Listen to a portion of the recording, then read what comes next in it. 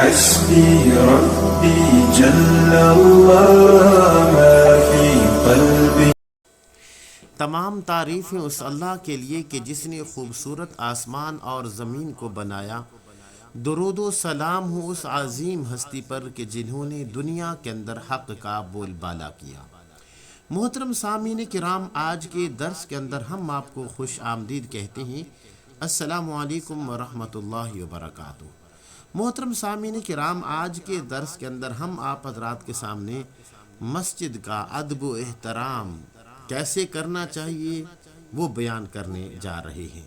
محترم سامعین کرام، یاد رکھیے وہ لوگ جو مسجدوں میں آتے جاتے ہیں تو اللہ رب العالمین فرماتے ہیں کہ تم ان کے ایماندار ہونے کی گواہی دو.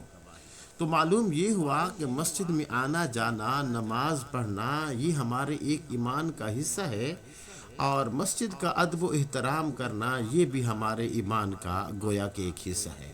کیونکہ نبی اکرم صلی اللہ علیہ وسلم کا فرمان مبارک ہے کہ وہ آدمی جو مسجد سے ناپاکی، گندگی اور تکلیف دینے والی چیز کو ہٹا دیتا ہے تو اللہ رب العالمین اس کے بدلے کے اندر اس کے لیے جنت میں گھر بنا دیتے ہیں.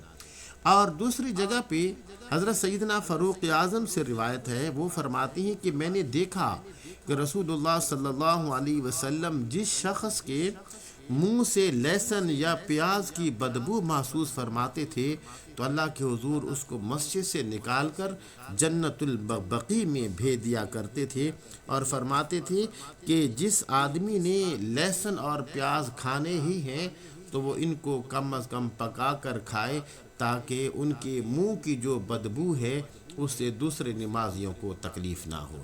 یاد رکھیے محترم سامعین کرام، جس طرح یہ ہمیں حکم دیا گیا ہے کہ ہم اور نمازیوں کا خیال کریں، کوئی بدبودار چیز کھا کے نہ جائیں، تو اگر کوئی انسان بدبودار چیز کھا کر جاتا بھی ہے تو جس طرح انسانوں کو تکلیف ہوتی ہے تو اسی طرح جو مسجد کے اندر عبادت کرنے والے فرشتے ہیں ان کو بھی تکلیف ہوتی ہے.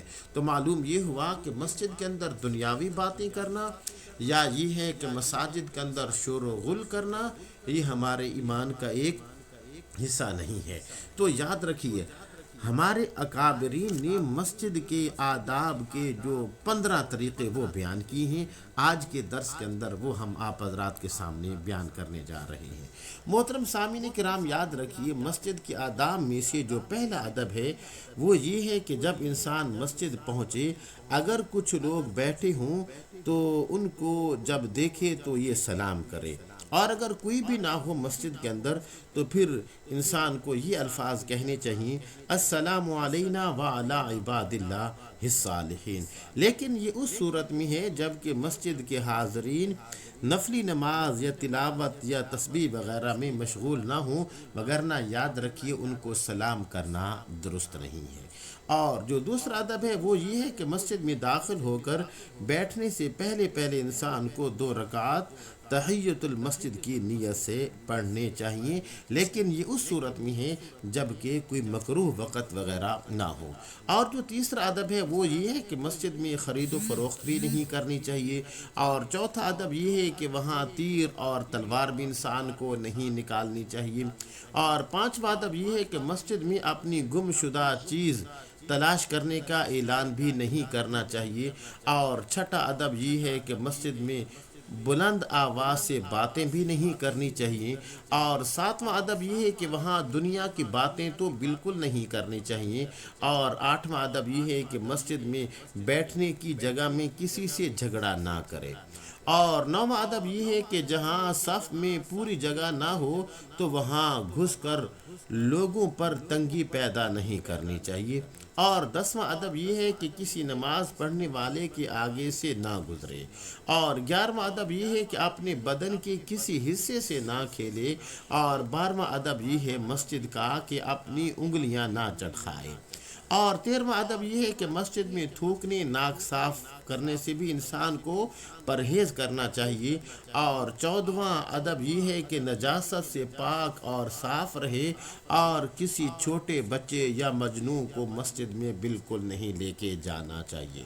اور 15واں ادب یہ ہے کہ وہاں کثرت سے اللہ تعالیٰ کے ذکر میں مشغول رہے، امام قرطبی رحمہ اللہ تعالیٰ نے یہ 15 آداب لکھنے کے بعد فرماتے ہیں کہ جو انسان ان 15 چیزوں کے اوپر عمل کر لے تو گویا کہ یوں سمجھنا چاہیے کہ اس انسان نے مسجد کا جو حق ہے وہ ادا کر دیے ہے۔ تو محترم سامعین کرام، ضرورت ہے کہ آج کے اس دور کے اندر ہمیں ان آداب کے اوپر عمل کرنا چاہیے۔ مسجد کے اندر دنیاوی باتیں کرنا یا جھگڑا کرنا یا یہ ہے کہ وہاں پہ کسی کو ڈرانا دھمکانا، اسلام جو ہے وہ ان چیزوں کی قطعاً اجازت نہیں دیتا۔ تو محترم سامعین کرام، امید ہے کہ آج کا جو ہمارا درس ہے وہ آپ کو بہت زیادہ پسند آیا ہوگا۔ اجازت دیجیے اپنے بھائی محمد زبیر حسن کو، انشاءاللہ اگلے درس کے اندر آپ سے ملاقات کرتے ہیں۔ السلام علیکم ورحمۃ اللہ وبرکاتہ۔